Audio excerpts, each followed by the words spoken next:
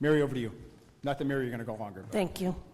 Thank you, Chair DePalma and members of the committee for hearing my testimony today. My name is Mary Barden, and I am the Executive Director of the National Education Association, Rhode Island. I'd like to thank Senator Bell for putting in Senate Bill 2139, which requires annual General Assembly and Governor approval before any participation in the federal tax credit educational voucher program. As Senator Bell explained, included in last year's federal H.R. 1 bill was a new federal educational tax program that allows individuals and corporations to get dollar-for-dollar tax credit for donations to scholarship-granting organizations. These intermediary organizations can direct those funds then to private and religious institutions, education savings accounts, and homeschooling expenses. Supporters may use different terminology to describe this program, but a federally subsidized voucher program by any other name is still a voucher program. The federal tax credit program is untested, and it's poorly constructed policy. Currently, the federal government has released no guidance and no rules for the program. The federal law leaves significant ambiguity regarding implementation, oversight, and long-term fiscal impact.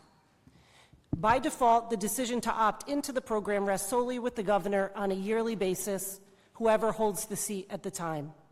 Rhode Island should not enter into such a program without deliberate, transparent consideration by its elected leaders, both the General Assembly and the governor. Senate Bill 2139 establishes a clear and necessary safeguard. By requiring affirmative approval from both the legislature and the governor, the bill assures that any decision to participate in this federal program is made thoughtfully, with full awareness of potential consequences for our state students, schools, and taxpayers. It reinforces the principle that major policy shifts, particularly those involving education, funding, must occur not by default or through administration action alone. It should rest here with you, with the duly elected people in the General Assembly who are elected by the people in the state of Rhode Island. It's worthy to note that in numerous states, these programs have driven up state spending beyond initial projections while failing to provide meaningful improvement in student outcomes. The ambiguity within the federal tax credit program raises serious concerns about unintended consequences, including the potential loss or redirection of federal funding that our public schools rely on. At a time, as you know, when districts are already facing financial pressures and working to address student needs, the state cannot afford to expose its education system to such uncertainty. This bill ensures that Rhode Island's educational policy remains accountable to the public and aligned with the state's commitment to equity and opportunity for all students. For this reason, I encourage you to pass SB 2139. Mary, well done. Thank you. Well done. Questions or comments for Mary? Senator Costa. Thank you, Chairman. Mary, Ms. Barden, if you'll indulge me, I think we know the answers to these questions, but if you'll just go on this dance with me. We received some written testimony suggesting that there would be no reduction in state education funding.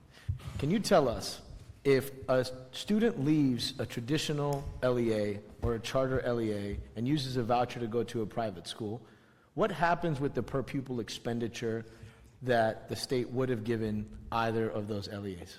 Well, those dollars follow the student. Is that the question you're asking me? But they wouldn't follow them to the private school, and so we would, it's in effect, be spending less money per kid, but there would be less money in the overall system. In the overall system, and that, I mean, and that is the issue here that we're talking about with a program like this, that those dollars are not even coming to the state to begin with. I mean, we've already seen dismantling of federally funded dollars that are coming to the state too from the federal government. So correct. There was also a suggestion here that independent schools and parochial schools may support standardized testing in the closing of achievement gaps. But is it not true that both independent and parochial schools are exempt from having to take any state standardized exams? That is correct. And so we would have no data to show that a gap would have been closed between students attending those schools in traditional or charter public schools. That is correct, and that's the issue that I raised about the accountability in this program, that once the dollars leave, there's no accountability,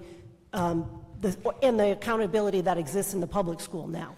Finally, on a question of discrimination, is it not true that parochial and independent schools have a right to deny admission to students who have special needs that they may find themselves unequipped to serve, or multilingual learners who they may not have the staff to serve. Yes. That traditional public schools and charter public schools are legally required to provide an education for. Is that That right? is correct. That is correct. I mean, the traditional public schools and public charter schools are required to educate every student that comes before them. There's no choice. We don't get a choice about which students come to us. We educate every child that comes through the door. And private and independent and parochial schools can turn parents away. Absolutely, they can. Thank you.